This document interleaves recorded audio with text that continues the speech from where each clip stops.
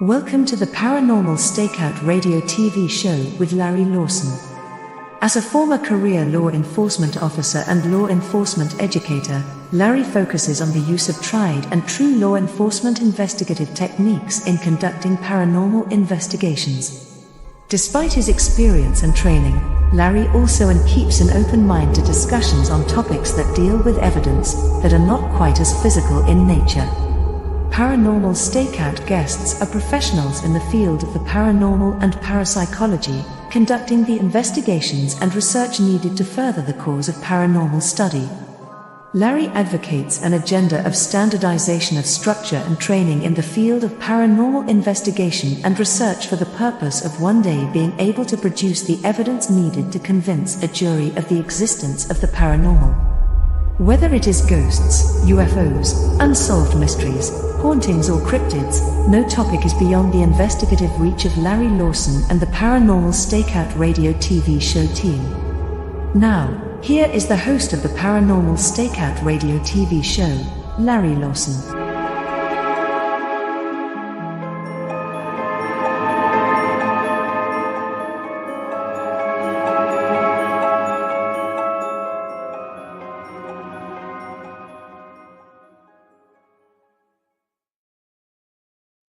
Hello, everyone, and welcome back to Paranormal Stakeout. It's so good to see everybody again. I'm your host, Larry Lawson, coming to you from the X-Zone Broadcast Network's Southern Command Post in beautiful Vero Beach, Florida. Really excited to be back with you folks tonight, especially because we're live. And with that, I want to give a special hello and shout out to all of our friends and listeners on the CanCom Broadcast Network. So glad you're joining us tonight. You've got an opportunity to even ask us some questions, so feel free to type those in. It's beautiful weather down here in Florida. We're just starting to warm up down here. I guess some of you folks up north, especially our guest tonight up in northern New York, might even be a little bit cold still. But down here in Florida, it's beautiful weather, and I really appreciate all of you joining us. My guest tonight is a lifelong researcher in the fields of paranormal and the metaphysical. He grew up in the western New York State and has relatives in the Lilydale Spiritualist Assembly, which is good reason why he's doing what he's doing. He's an author, paranormal investigator, psychic. He's been doing a ton of different things. He's associated with the National Spiritualist Association of Churches, the Omega Institute, the Priesthood of, and I'll try not to mess this up, Tim, Melchizadek. He's a healer. He's also studied Modern Witchcraft, Voodoo, New Orleans Voodoo, Appalachian Hoodoo, and we're going to talk about that. He's a successful author, has written Ghosts of Buffalo, Mayhem, and Murder and Mayhem in Nickel City, and this one's particularly interesting to me, Reverend Zombie's Book of Divination. That's kind of interesting. He's also been on a bunch of TV shows that most of you will recognize. He's appeared on Discovery Channel's Ghost Lab, Sci-Fi Channel's Ghost Hunters, Destination Channel's Paranormal Lockdown, and Travel Channel's Most Terrifying Places. He also hosts the vodcast Black Cat Lounge.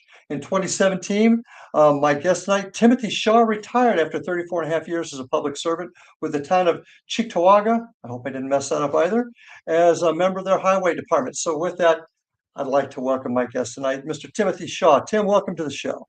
Hey, thanks, Larry. And you didn't mess up a thing. Everything was perfect. You know what? You almost spoke as if you were a native up here, up north. Well, really happy to have you on the show tonight, Tim. You have a very, very interesting background. I'd like my listeners, my guests, to kind of learn a little bit more about you. How did you find your way into the world of the paranormal? How did you find out about your psychic abilities? Tell us about your journey. Basically, and you know what? I always say it's a really boring story. My father's family, we can trace spiritualism to the 1880s. Mm-hmm. He was a spiritualist, married my mom. My mom was a Boston Irish Catholic. I went to parochial school for 8 years, but during the summer, we would go and visit our relatives in the Lilydale Assembly. And I know from looking at me, because, I don't have any kind of like tattoos or craziness or anything, you would never think that I was like a hellion. And we were. And so they enrolled us on Sundays at Lyceum. And Lyceum is the Spiritualist Sunday School. And that was fascinating. It was just fascinating because, you had to do your book work and all that other stuff, just like any other catechism class. But we were able to go and work in a different realm. I mean, almost. We had children's seances, which are just like seances, except they're done in the mid-afternoon, bright light, and that was to get us used to physical phenomena, not to be afraid of it, because basically we're taught to be of service on both sides, the living and the other side. That's what our bottom line should always be as mediums. And it just kind of was natural to me, it just was just a natural thing. And because again, my relatives had been readers. I was surrounded by kids from out there. You're in an assembly, you're in a location, a gated community, basically, where everybody is part of the spiritualist religion. So it was just very, very natural to me. I'm a child of, and I'm going to come right out and tell you, I'm a child of The Exorcist and Kolchak the Night Stalker, and loving all the horror movies, the black and white. I'm still a big fan of the horror movies. And it was just natural. It was just natural to me. And like, for me, developing mediumship was all part of Lyceum. And I was chosen as a gallery reader, and everybody had a little job. You had healings, and you had people that could do one-on-one readings and stuff. But my voice, I've had quite a few surgeries, so my voice is not as loud and as deep as it used to be.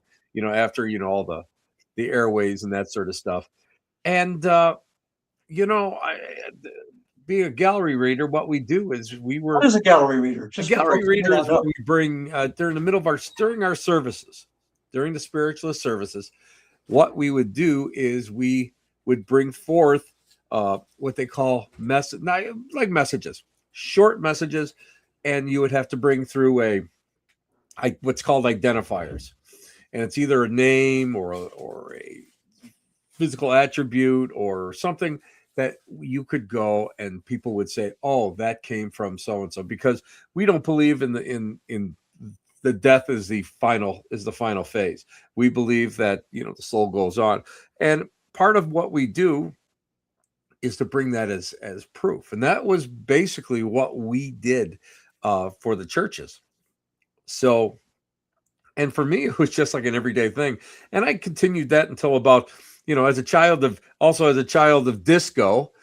We'll just throw that in, Larry. I would admit that. Yeah. I was active in like churches and stuff up until then. Then it was sex, drugs, and rock and roll. And then back around 82, right around when I got married, I came back into what we do, and I got serious with it. And then I started taking far more classes, and I really started getting my spirituality in some kind of order. And I started testing it, because the national is a religion, is an organization that we don't believe in going out there and converting people. It's conviction. So it's like, sure. Yeah, let me ask you a question here, because sometimes people don't really understand. When you talk about mainstream Christian religions, we certainly talk about spirits. Yeah. So spiritualism, Christianity, what's the difference? You know what? I'm going to come right and tell you. Outside of the basics of the whole thing, it's semantics. Many of the attributes, and I had a former Jesuit theologian tell me once that if I want to know what true mediumship is, read the life of the saints, which I did. The big sticking point, of course, is the divination of Christ, and they respect Christ as a enlightened teacher, as an instructor, as someone who should be really I'm not going to say worshipped, but respected. So, but otherwise, I mean, everything. I've worked with a couple of exorcists over the years, and I love this one guy. He's the past bishop of Massachusetts, of the Western Rite Catholic Church, and he's an exorcist. And we'd sit around and I'd say, I don't believe in angels. I don't believe in demons, all that stuff. Because my brand of spiritualism did not teach that. And he said, well, what do you call this? And he described it. And I said, well, that's just this lower, nasty vibration. Well, what do you call this? This is a higher, finer vibration. He goes, it's what we call angels and demons. So it's all the same thing. Bilocation, healing with, while someone's alive, healing after death, healing with using the relic of, let's say, a saint or a holy person. It's all the same. It's just named different. So that's the only difference. Is there's not a whole lot of difference. We're not as strict as like going to church as, many other religions are, but it's a big, you must feel it. You've got to know it. It's part of you. And I'm going to be honest with you, it's not for everybody. Some people need like more organization. Some people need to have, more of a hands-on approach, where a lot of us are sort of at large.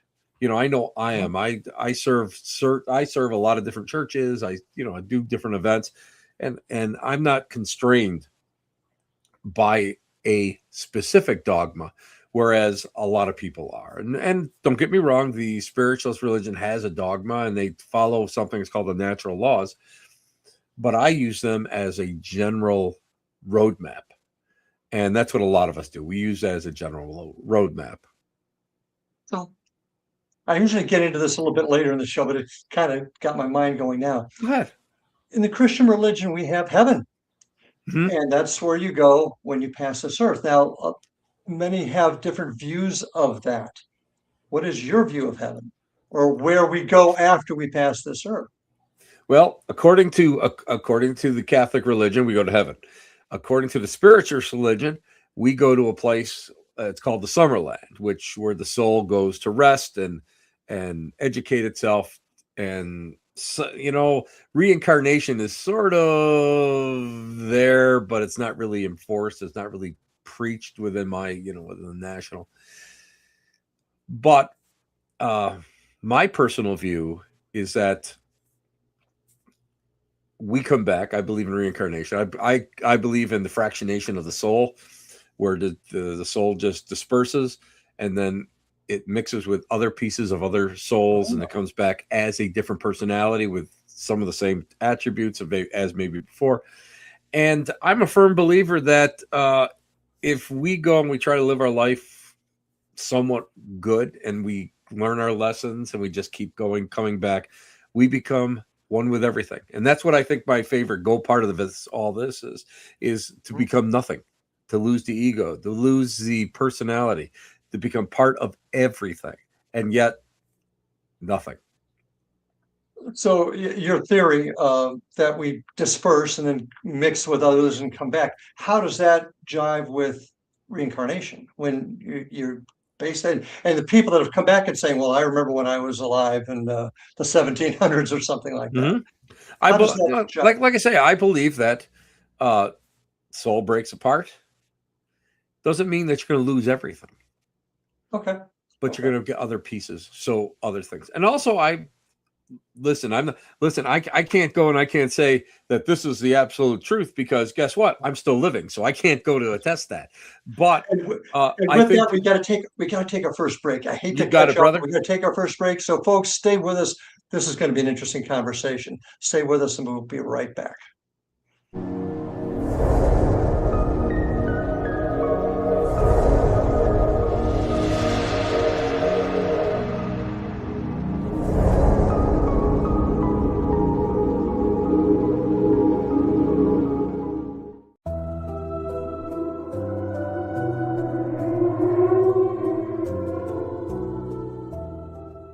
Welcome to Haunted Indian River County by Larry Lawson.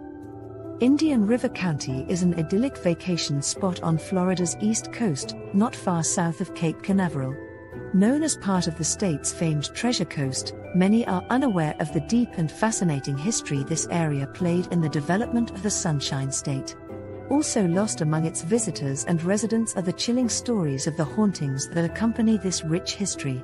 It is here that a man named Waldo still looks after his family and properties, 6 decades after his death. Or a retired preacher is seen digging up his hidden treasure, days after he died. Larry Lawson spent more than 40 years in the law enforcement and criminal justice education profession. He holds a Bachelor of Science degree from Nova Southeastern University and a master's degree in public administration from Troy State University. He serves on the board of directors of the Indian River County Historical Society, is the director of the Florida Bureau of Paranormal Investigation, and is the owner of Indian River Hauntings, LLC, where he provides historical and paranormal tours and events. He has been actively researching the history and paranormal legends of the Treasure Coast of Florida since 2010. Larry is currently the host of Paranormal Stakeout radio TV show on the Exozone Broadcast Network and the past host of Encounters with the Other Side on WPSL Radio in Fort Pierce, Florida. Pre-order your copy of Haunted Indian River County by Larry Lawson on Amazon.com today.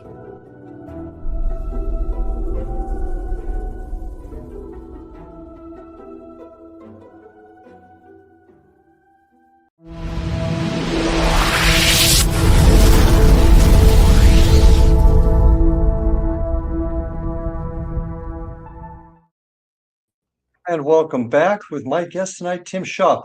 Fascinating conversation. Hated cutting you off there, but let's pick it right back up. And my question to start that last segment off, or session off, was your theory is that we come apart, we come together as a different person, but how does that work with the theory of reincarnation? So I'll let you pick it up from there. Well, basically, we are reincarnated back into a body, and we're sent back into a body, become a different type of person, different person. People who may have full memories, which I have yet to question. I have to question that. I think that they pick up bits and pieces. I really do. I think they pick up different spots in time where they don't really follow the entire thing, except the only time that I think is, I can't remember the name of it. It was a girl who actually claimed that she had the soul of somebody else in her body, and she actually went from where she lived, and then she lived so long with another with what would have been her host family, would have been her this person who died, their family, and they swear that was her. I can't think. The Booth brothers did a doc on that a while ago. It's been a while. My brain's a little muddled on that. But again, I just feel that, I feel that they don't get the entire, maybe they get 75%. 75% stays the same. Don't know. I know in my case, I can say that in visions and dreams, I can pick up bits and pieces of a past life. Mm-hmm. The only one that I can actually say that I believe would have been in a German U-boat that sank. And it wasn't until I saw the movie Das Boot and then started doing a little bit more research that, okay, what I had seen really correlated closely. But yeah, we don't know. And I think that's the great part about it. It's a mystery. And like I say, I'm a firm believer that the soul does break apart. And I believe that other pieces attach and we come back that way. And I think you bring up a really good point, because the truth of the matter is, and this is my opinion, everybody has opinions and thoughts in this field, but the truth of the matter is, we really don't know. Exactly. We really don't know the answers. And that's kind of what worries me about some folks that are so definitive. This is the way it is. We really don't know. No. And this is the way that I teach. This is the way I talk. This is the way I when I'm out there on the road, we don't know. We don't know. I am a firm believer in everybody. Just, if you believe it, fine. If you don't believe it, fine. I'm not a person that gets offended if somebody says, well, I don't believe what you're saying. I don't believe your concepts. Mm-hmm. It all falls within the realm of belief. I have a problem with people that are going to go and say, no, this is definitive. This is 100%. I have yet to ever have talked to anybody, have ever had an experience that I can say, this is living proof. I can say, well, I can present it. I can't go and prove it. I don't know what it is. And I'm never afraid to say, I don't know what it is. And I get you. You broke up a little bit there, but your point is really well taken. That we just don't understand, and we've got to get beyond the point of there are no experts in our field. That's just my opinion. With that, I'd like to talk to you a little bit Exactly. about your walk into the world of mediumship, psychic mediumship. What kind of medium are you? I know there's many different types. What do you consider yourself? I'm just a mental medium. Okay. I do some trance work. I do some channel work, but I'm just a mental medium. I'm not one of these people that go and say, listen, I'm going to go and I'm going to go pick up this controller and then we're going to make it levitate. You know, that's not what I do. I just, it's hard for me to describe what type I am. Like I say, there's so many different styles and types, and it's almost as if like all the different healing modalities and that are out there. I'm just a person that goes and touches in, tries to do his best to bring through a message from someone maybe on the other side, and that's it. That's what I am. You know, here's the thing, Larry. I'm not special. In no way, shape, or form have I ever thought of myself as being special. That's not what I do. That's not how I work. I am there to be of service. End the story. End the story. I do the best I can. I go and I just open up, get pablum in the mouth, bring that through. End of it. So. And when did you discover you had this gift? How old were you? I don't know, 10 years old. Really? 10 years old. That's when we first started going down to the Lilydale Assembly. I was about 9 years old, right around. I'm trying to think back in the early 70s, and that was all part of the Lyceum that we went and we studied. And then later on, I belonged to a smaller spiritualist church, and I started taking classes. And I started working with some great people. And then, of course, I expanded because I believe that the organization of spiritualism was too confining for me. So I started taking classes up at, took them at the Omega Institute in Rhinebeck, New York. And I got a chance to go and reach out a little bit further with some really great instructors, both in the Lilydale Assembly and outside the Lilydale Assembly. And I've always, and I've embraced so much. I've embraced the Native American spirituality, voodoo, Santeria. I mean, you have to go and you have to keep your eyes open. You have to go and open yourself to the possibilities of so much that's out there, because you can't walk around myopic with blinders on in this day and age. And you have to be able to go, and a lot of times if you're there to go and help somebody, especially a cleansing thing or, something's going on in the house, you have to be able to go and work within the framework of that person's spirituality or religious foundation. So you have to be able to get out there. You have to be at least know the basics of what you're walking into. So I find it fascinating. I found that mediumship is almost universal. Some people call them prophets. Some people call them whatever. Me in that case, no. I'm just that guy from Western New York that has taken some classes, man, and work. That's what I do. Well, then let me ask you this question, because I want your opinion on this. You've got 4 mediums in a room, and they both give a reading. All 4 readings are not exactly the same. Most of them should be not the same. They should not be the same. Why? Tell me Because why. everybody is different. You've got a different physical makeup, you got a different vibrational makeup, and some people can read a person like a book. Other people can read them, but not to that hardcore extent.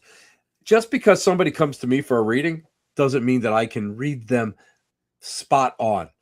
And I'm there. I totally accept that. Where some people are like, well, this is definitive, and it's not. You know what? A lot of this depends on your experience. I'm a firm believer that we draw upon our own personal experiences in order to go and get the reading out. I'm a person that uses a lot of symbology. So a lot of symbology in my head. A lot of times I'll get a scene of something that I've done in order to bring that through. I use different symbols, meaning different things. But I mean, I'm a firm believer that the more experiences that you have in life, the better a reader you are, because of the fact that spirit is sending everything into your head. Everything's coming in here. It's all there. Everything's there. Huh? It's how you are able to interpret it. Just because you open your mouth up and stuff comes out does not mean that you're interpreting it correctly. You have to be able to go and just have that experiences. And that's why I have a big problem with people that they put a shingle out and they're not, and they don't have the experiences. They don't go and they don't get out there and get their feet wet with all the different cultures and everything that goes on around. And let's face it, you need as much experience as possible in order to do this in a cohesive manner. And would you agree that there are people out there? I mean, I'm a cop. We learn how to read people when we do interviews. Would you agree? Which is scaring me, Larry? Which is scaring me right now. Well, if you hear a knock at your door in a minute, you'll know why. But what I'm getting at is, would you agree that there's a section of the folks that do what you're able to do? They're frankly scam artists, and that absolutely that hurts. Absolutely. Now, I had a tough time. Absolutely. And you should have a tough time, and you should be skeptical about whatever comes through. That's the number one thing that people do not teach in these churches, and that's the number one thing that I teach in my classes. You know what? Just because you say it doesn't mean that it's true. Understand that there are 1,001 influences that are around you. And you know what? As an instructor, I know how to cold read. I know how to do the carny shit. I know how to do that stuff. And you know what? I know when a student comes up to me and he's blurring out, I look at him and I know exactly what he's doing. And that's what's so important. People don't get that because you know what? They get this whole impression that psychics and medium, they're like up there like God or angels, and all this stuff comes through. No, you have scam artists all over. Now, if you go, I'm a student of, I love spiritualist history. Love it. But let me tell you something, Larry. There are 2 ages in spiritualist history. 2. One is the golden age where it expanded and there was these possibilities and spiritualism just spread.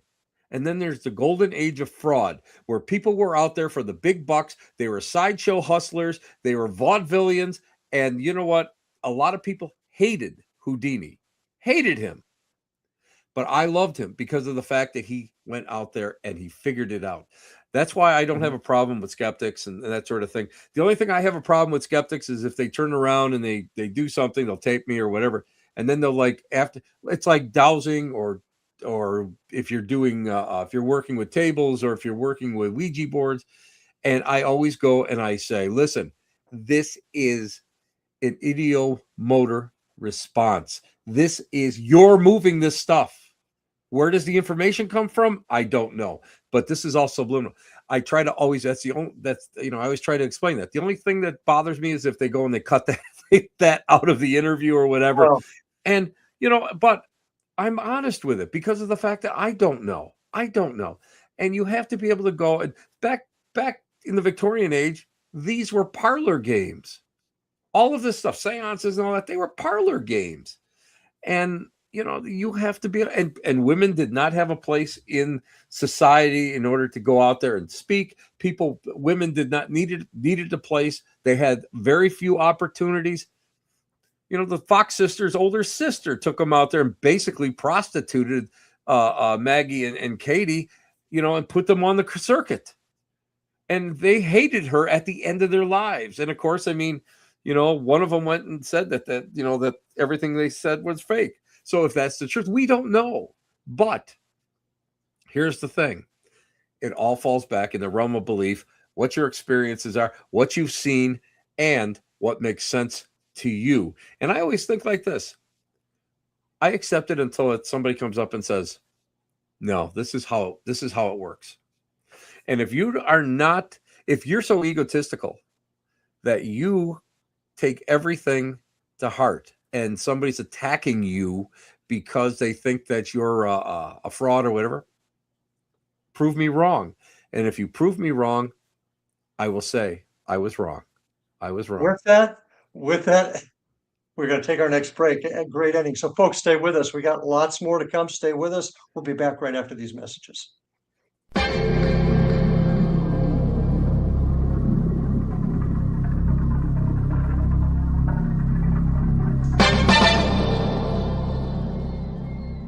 Are you ready to dive into the mysteries of the unknown? Tune into the electrifying X Zone radio TV show hosted by the one and only Rob McConnell. I'm Rob McConnell, and get ready for a mind-bending journey through the unexplained phenomenon that surrounds us all. From UFO encounters to cryptids, ghosts, and everything in between, we've got it covered here in the X Zone. Rob McConnell, the seasoned investigator and renowned radio personality, brings you the most compelling interviews with top experts, authors, and experiencers from around the world. Each episode is an unforgettable exploration into the depths of the extraordinary. That's right, X Zone Nation. Join me every week as we open the door to the supernatural and explore the strange and amazing stories that will leave you questioning everything you thought you knew. And it's not just radio anymore. With our groundbreaking TV show, you can now witness the sessions unfold right before your eyes. From chilling reenactments to captivating visuals, prepare yourself for a multimedia experience like never before. With a legacy spanning over 2 decades, the X Zone Radio and TV show with yours truly, Rob McConnell, is your ultimate source for mind-blowing entertainment and thought-provoking discussions. Join our growing community of truth seekers as we continue to unlock the world's mysteries. So, why wait? Step into the X Zone and embark on a journey that will challenge your beliefs, ignite your curiosity, and keep you on the edge of your seat. Remember, X Zone Nation, the truth is out there, and it's waiting for you right here on the X Zone Radio and TV show with yours truly, Rob McConnell. Don't miss a minute of the action. Tune in now on your favorite radio station or visit xzoneradiotv.com to join the adventure. The X Zone Radio TV show with Rob McConnell, where reality meets the unknown. The X Zone Radio TV show, unraveling the secrets of the universe, one episode at a time. For more information, visit www.xzoneradiotv.com.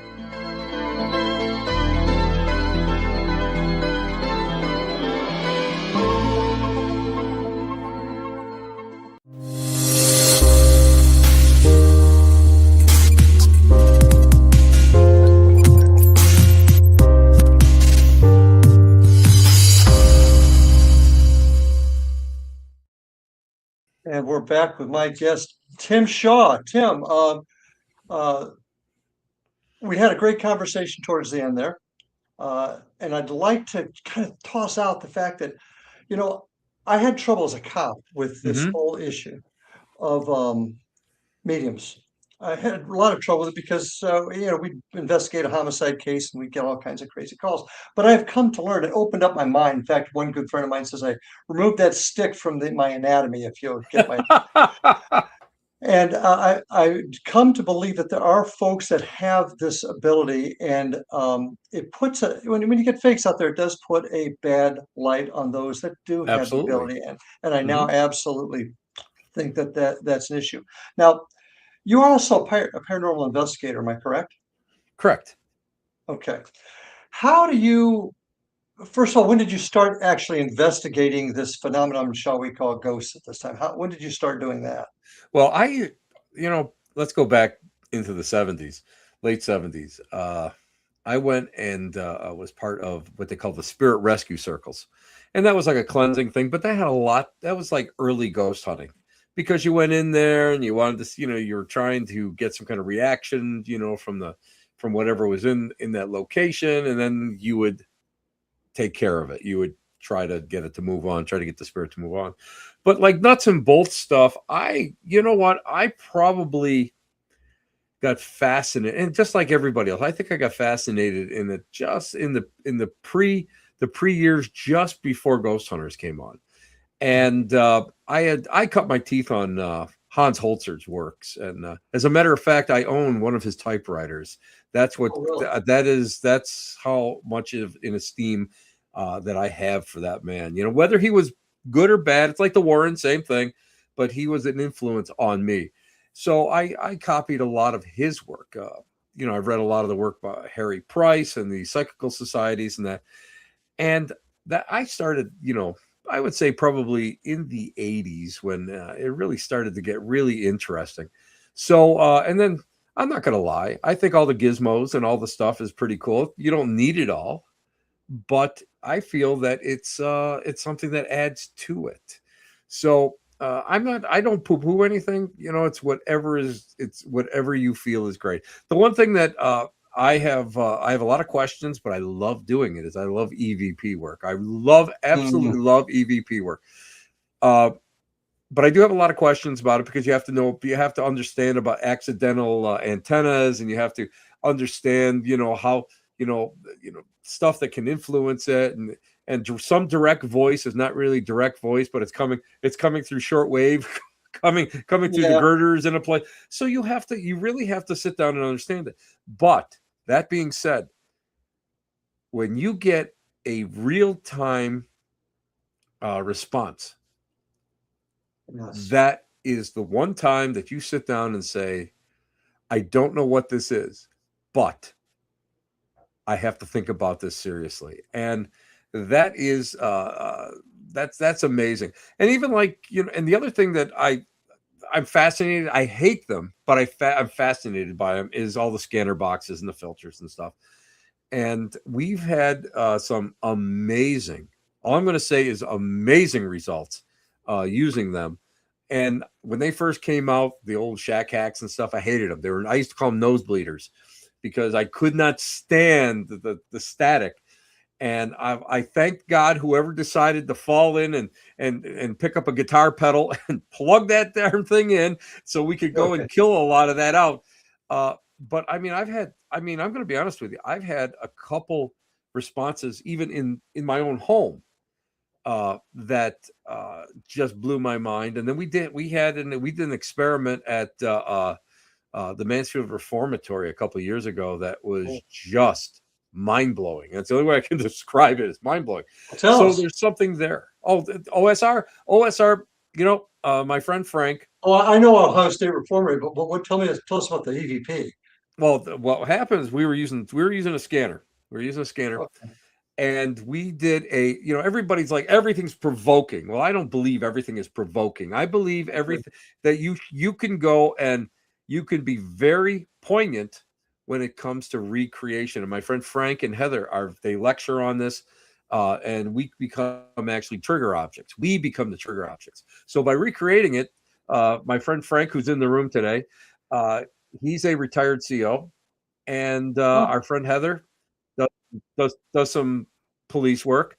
So we handcuffed Frank, who's 6'3", and he's a bodybuilder. He's my trainer. And we marched in the solitaire. We did the perk walk and their whole thing, put him in a cell. And he recreated what it was like when some of these prisoners just, you know, as he describes it, the meds wear off and they start acting up and screaming and that. And what we found is the more activity he did by swearing and screaming and kicking the bars, the more responses we got. So we're standing there and the temperature dropped 17 degrees, Larry. I'm not lying. 17 degrees. There's like 5 or 6 of us there. We could start seeing our breath. And he was just going on, and our arrays outside of the cell were all pinning, which is like amazing. But what was truly amazing was the cold breeze that was coming out of this solitary cell. It was coming at us. You could feel this breeze. It was like a fan. And that way, it started really getting a little oppressive.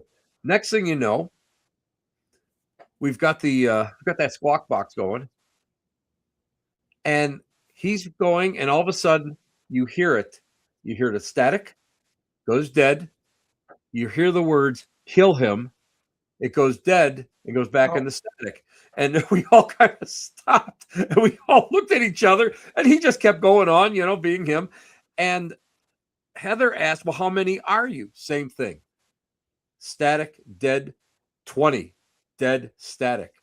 And it's like, oh, you've got 20. There's 20 of you here. 20. Come on, let's go. Keep going on. And it's like, you can't do anything to us. Blah. Next thing you hear is same thing happens. But what it said was, we'll wait. And then it went off.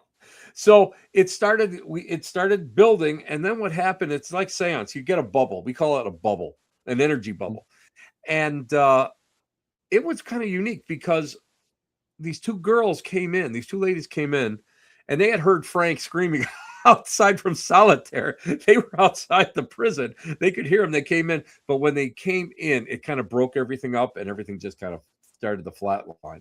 So that was an amazing thing. And the other thing was, here in my basement, you can see like the antique radio behind me. That's actually a spirit box. That's a filter box back there that I put together.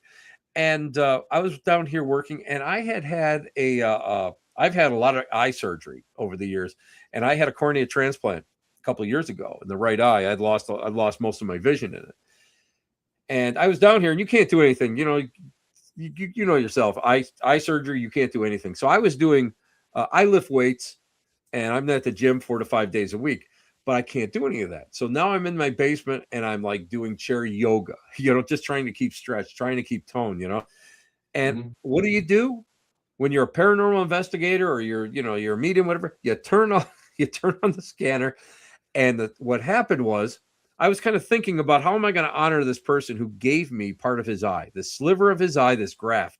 How am I going to honor this man? This is very important to me to honor him. And you don't know who he is. He was 55 years old. He didn't have cancer. He wasn't HIV. You have no clue other than that, who he was. And I was thinking about it. And all of a sudden, scanner box did that. It was chatter, went dead, and the name Felix came through, which is an unusual name. And I go, Felix, do I know you? And in real time, it did it again. It said transplant. One word, no break, one voice. It wasn't like 2 syllables. I got a hold of a friend of mine who really understands how, audio works. And he goes, did you record it? I said, of course not, because I'm down here just hanging out, And he goes, well, were you listening to AM or FM? And I said, I was listening to FM. He goes, okay, because AM has got a lot of talk radio on it. That could be a possibility. And I listen, I don't know for sure. It might have been coincidence. But he goes, he says the fact that it is a 2-syllable word and it was singular, one voice. He goes, that's a little telling. He says, but I can't tell you if it is or not, because, a lot of times you'll send them stuff and he'll tell you what hertz it is and whether you can hear it, whether a dog can hear it. But I thought it was kind of interesting. But those are the 2 things that really happened. But what's really unique, we did an experiment again. Now, I was just up at OSR last weekend for their big SiteCon. And I was up there with the celebrity thing. I was up there with Johnny Zaffis and my dear friends, Cody and Satori Hawes. And we had done Estes method up there. And it was just kind of, everybody's kind of being gentle. We had 4 different groups. Everybody kind of being gentle. And then I said, hey, you know what? I'm going to go and I'm going to shake it up. And right away, explain the difference between recreation and provoking. And what I said was, hey, I want to see your paperwork. We want no chomos up here in this block. Well, wow. All of a sudden, it was just coming at me. It's coming, and it's after that, I was just doing, some basic things of that nature. And we were getting responses. So we got one that actually we believe was a name. We all felt, a lot of us felt tightness in our chest. The person doing Estes felt something around her neck as if it was something was grabbing it or pulling in on it. and the name Abigail came out. Well, the man that was proctoring us up there, the docent, he came up to me and he said, this was the guy's name, which we got his name.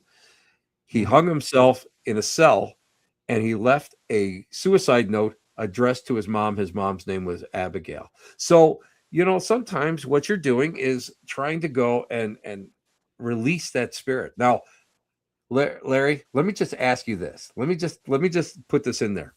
Was this actually somebody that we contacted, or was this something residual, that energy, everything was right, and we went and we just happened to trigger it? Maybe something was already there in the ethers.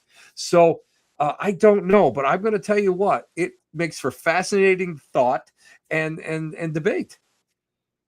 Well, isn't that why we do this? Because this is exactly why we do it. This is what I love about it. and folks, I'm a detective by trade, and that's I want to find the answers. But you being a medium, how do you intertwine your investigative sessions with your ability? Do you? Very simple. Okay. Very simple. Because I was taught from a very early age boundaries, and I was taught at a very early age when to use them and when not to use them, because I worked with untrained mediums for years, and they could not. I worked with this one woman that couldn't even go to the supermarket or a restaurant because she felt like she was being bombarded by vibrations. A guy, way back when I was a kid, this guy, to make, long story short, this guy told me, what you're learning here down in Lilydale was not to be your life. It was to be an addition to your life, a great addition to your life. And you have to be able to go and learn how to manage it when you get out with people. And I did. And it's very basic. It's very basic because I ignore it. And I've been doing it for so long. I can walk into a busy shop or whatever and not get bombarded. I learned how to turn it on, to open the door when I want to use it, and I turn it off. When I go on a paranormal investigation, I don't belong to anything. I don't belong to a team. We have a group of friends. We get together and do this once in a while. But if I get asked to go on on an investigation, I say, what do you want me to do? Do you want me to do mediumship, or do you want me to do the fun stuff?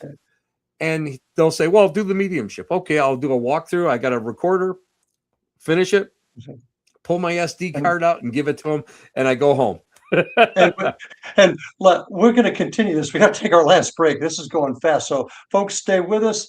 Got one more session with Tim. Stay with us. More to come. We'll be back after these messages.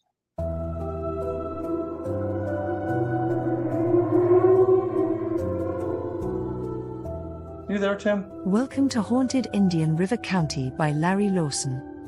Indian River County is an idyllic vacation spot on Florida's east coast, not far south of Cape Canaveral. Known as part of the state's famed Treasure Coast, many are unaware of the deep and fascinating history this area played in the development of the Sunshine State. Also lost among its visitors and residents are the chilling stories of the hauntings that accompany this rich history. It is here that a man named Waldo still looks after his family and properties, 6 decades after his death. Or a retired preacher is seen digging up his hidden treasure, days after he died. Larry Lawson spent more than 40 years in the law enforcement and criminal justice education profession. He holds a Bachelor of Science degree from Nova Southeastern University and a master's degree in public administration from Troy State University. He serves on the board of directors of the Indian River County Historical Society, is the director of the Florida Bureau of Paranormal Investigation, and is the owner of Indian River Hauntings, LLC, where he provides historical and paranormal tours and events. He has been actively researching the history and paranormal legends of the Treasure Coast of Florida since 2010. Larry is currently the host of Paranormal Stakeout radio TV show on the Exozone Broadcast Network and the past host of Encounters with the Other Side on WPSL Radio in Fort Pierce, Florida. Pre-order your copy of Haunted Indian River County by Larry Lawson on Amazon.com today.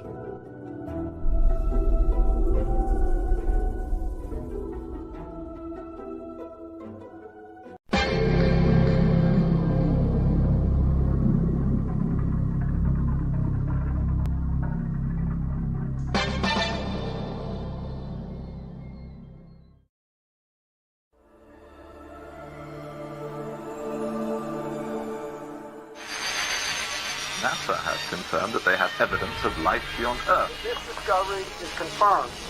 Well, let's see, we've had visitors again. Yeah. Anything worth mentioning?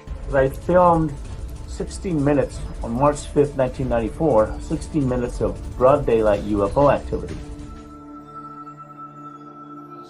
The other side, the spirit realm, is a parallel dimension which runs, which coexists with ours. And what spirits are doing is they're sending waves of frequency from that dimension to ours. The government instituted the truth embargo. The government poured disinformation and misinformation into this field, encouraging hoaxes and any other foolishness. It created a truth vacuum that naturally was going to be filled with theories and assertions and other stuff. The oil oligarchs and the banks and the people who are making decisions that are leading us down the wrong path. They've undermined the research, intimidated and threatened witnesses. The government is responsible for the fact that the status of this issue is not resolved. I'm Rob McConnell, host and executive producer of the X-Zone radio show. Now we are set to bring the amazing world of the paranormal and the science of parapsychology to broadcast TV and online video with the development of X-Zone TV. X-Zone TV will now bring our loyal listeners and new viewers face to face with the most controversial and well-known personalities in the field of the paranormal and the science of parapsychology. From scientists to theorists, astronauts to adventurers, celebrities, pundits, advocates, and naysayers, they'll all join our rapid-fire TV broadcast, interactive discussion, and debate. Interest in the paranormal and parapsychology has never been more intense, and it continues to grow. The truth is out there, so take a deep breath and join us as we step into the light. For more information about X-Zone TV, please contact me, Rob McConnell, directly at these coordinates, Rob McConnell at xzonetv.com.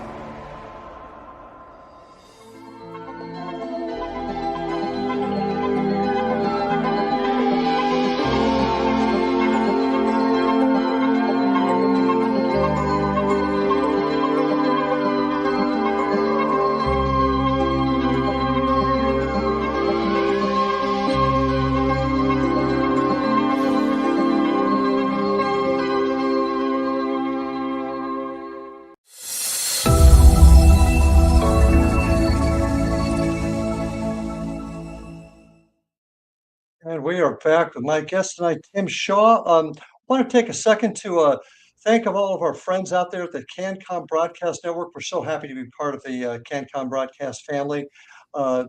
Also want to take a moment to remind you all the great programming here on the X-Zone Radio and TV Broadcast Network. And you can find that, including my old show, all of my past shows, I should say, at xzbn.net. You can come back and check all those shows out. You can learn more about me if you go to my website, IndianRiverHauntings.com, or you can find us on Facebook or our YouTube channel at Indian River Hauntings 2341. And Tim, how can folks find you? And tell us a little bit about your books, too. Well, you can find me at www.timothytshaw.com.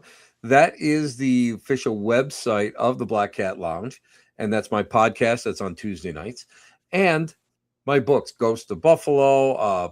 I'm trying to think what else. My C2D1 Haunting. That's all. Those are still on Amazon.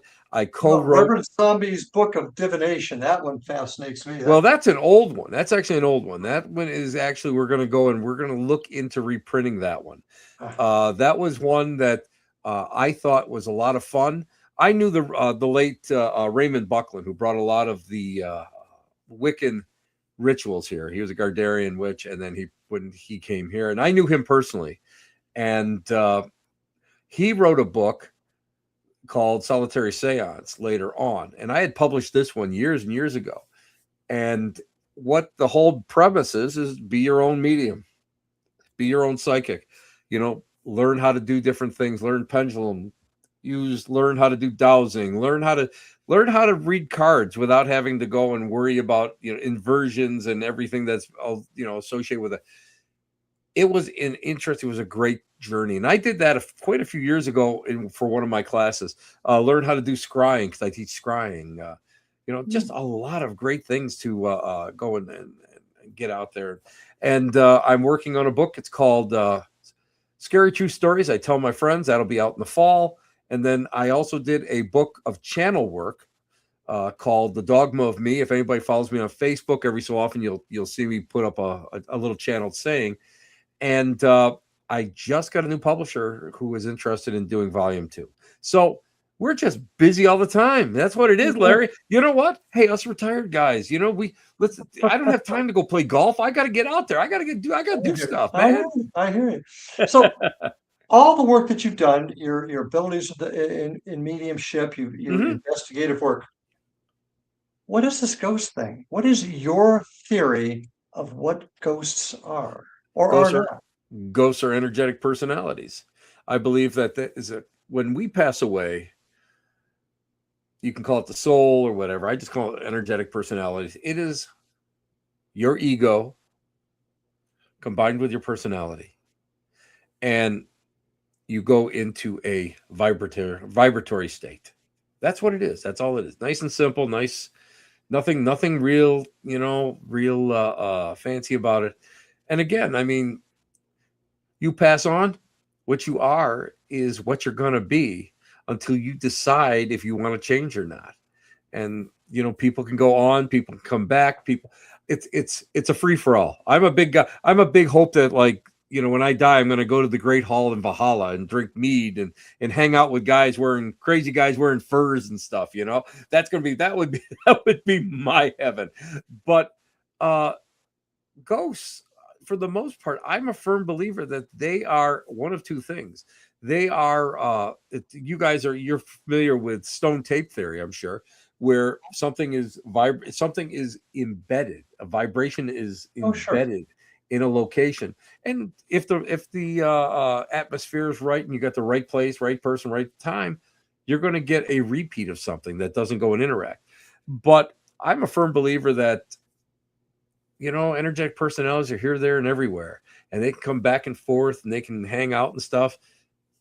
And until you really are done with your incarnations and learning, that's you're just going to keep hanging out.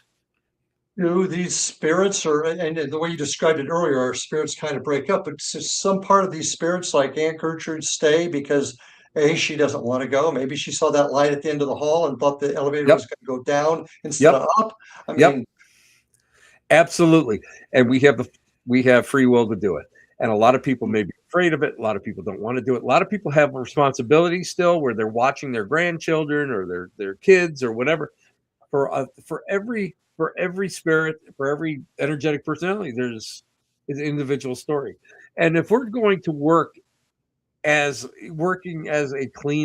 trying to cleanse an area or get somebody to move on, everyone is an individual. It's just you would appreciate this more than anybody else. Everything is an individual case. Everything is different. Everything, and your approach has sometimes got to be individualistic in order to achieve the end result. How does that jive with, once again, your theory that we break up? Is it just that a large chunk of it stays, and that's what we're seeing? I guess that's what I'm curious about. I think when we're ready to move on and go back into a new incarnation, come back, I think that's when it happens. But until that time, I believe we're just energetic. Okay. I heard somebody once, and it's always kind of made sense to me. When you die, your spirit goes to heaven, or your soul goes to heaven, but your spirit or your energy is what stays behind. I kind of thought that was interesting. But once again, it goes to the theory that we really don't know the full answer. I don't know. You know what? I love the movie Shakespeare in Love because of the fact forever, whenever they asked a question, people would look, the guy would look and go, I don't know. It's a mystery.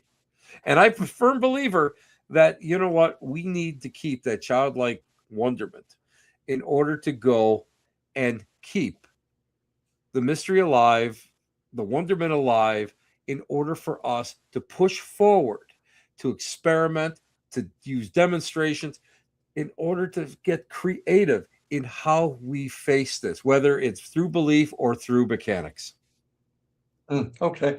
Now, here's another curveball for you. The world of the paranormal doesn't include just ghosts anymore. I think you'll agree with that. Mm-hmm. We've got the cryptid question. We've got Right. the UFO UAP Yep. question. Yep. I have found that in the last 5-8 years specifically, people are starting to combine those two things. And at first, I'll Absolutely. tell you right now, I thought, oh, what, UFOs and ghosts? But the thoughts have really changed. What's your opinion on that? Let's face it. Stan Gordon down in Pennsylvania wrote a book, compiled all the UFO and Bigfoot sightings, the combos, an entire book full. I can't tell you how many are in this book. Now, let's look at UFO phenomena now. Back in the 1950s, it was all nuts and bolts and people walking around, Nordic guys dressed in black, driving old Caddies. You know what I mean? Now, you've got over Lake Ontario, you've got in New York State, the Hudson River Valley. You have got interdimensional stuff going on. If it's interdimensional, it's vibratory in nature. Could it yet be the same thing that powers energetic personalities? Yes, it could. These are things that we don't know enough about. For years, all these fields have been separated. Now, I just had this on my show. We were talking about the ascension on last Tuesday. And the ascension is the combination of everything. Metaphysics versus cryptozoology into paranormal. This is an amazing time. And when you sit down and you start thinking about it, it starts to make more sense than not. I posted a thing on my Facebook about a Catholic priest talking that UFOs may be demonic. Yes, I saw that. Now here, let's think about that. Could they be? Absolutely. We don't know. I don't personally buy into it, but could they be vibratory personalities rather than nut and bolt little green men in silver suits? I'm a firm believer in that. I'm certainly a firm believer in that. Cryptozoology, absolutely. A friend of mine, Meg Bestine, he's an Algonquin who studied under Mad Bear Anderson on the Tuscarora. Mad Bear Anderson was one of the great teachers of the Native Americans back in the 70s, 60s, and 70s. And he went and he told me that he believed that Bigfoot and these cryptids were fallen angels. That was his thing. Interesting. Fallen angels. So, I mean, we have to look at this as a big ball of wax, where before it was like oh God, I believe in ghosts, but UFOs, no way. Oh, I know somebody like that. What do you have? You have some peyote soup, and you're seeing big furry things running around.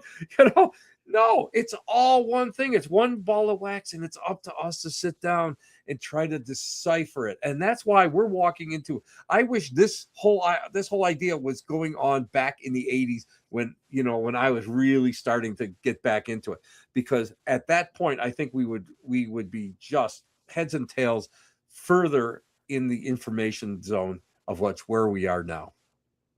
Yeah, and that leads me to, as we kind of begin to wind down, it's a shame because I've got tons of more things I'd like to go over, but where do you see the future?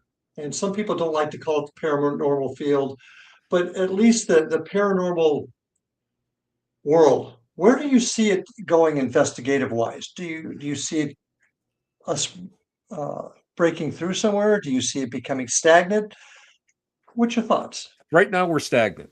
And the reason why we're stagnant is the fact that you had a glut of TV shows on there, and most of them were not that good. And listen, I've been on ones that are not that. Yeah. You've been on a few. I mean, I'm going to be honest with you, but here's the thing: when everything starts to settle back down, now you have truth thinkers and people who are more dedicated to these fields. And now they start looking at things outside the box rather than saying, oh, I have a K2 meter. I saw this on X amount show and this is what they did. Instead of repeating, let's go and experiment and develop new theories. A good friend of mine, Lauren Hallickson, is one of the people out there. She's a mover and shaker, and she looks at things so differently and scientifically that she blows my mind when I listen to her speak. And this is what we need. And again, on a spiritual level, we need those type of people within the belief system. How can we break through? How can we get more poignant? How can we get more information that is correct? How do we do that? People need to go, and we have to let it all settle, and then we have to go back to what we know and build upon the foundation that everyone has left behind. Through training, I think training is important. Big time. And we also, and this is just my opinion, we need to have some structure. We have to have some sort of commonality in how we investigate. Not everybody investigates the same way, but we have to have the commonality for all of us to share the information properly. So yes, I agree. 100%. Yeah, you and I are on the same page there. So in our last 45 seconds, any parting words? You know what, Larry? It's an honor to be on your show. And I'm so thrilled that you asked me to be on. And it's just great. And you're just such a great host. And what I loved about it is you really have that open mind that is inquisitive. And I guess that's, I'm sure that's from all your years of training and your experience. And that's what we need. We need that across the board, whether it's paranormal, whatever, if it's belief-based, science-based. We need that. We can't be myopic. We can't sit there with blinders on because we're going to miss the whole picture. And on that note, thank you so much, Tim, for joining us tonight. Thank all of you out there. Time on Paranormal Stakeout. Please take care, love your family, and we'll see you on the other side. Have a good night.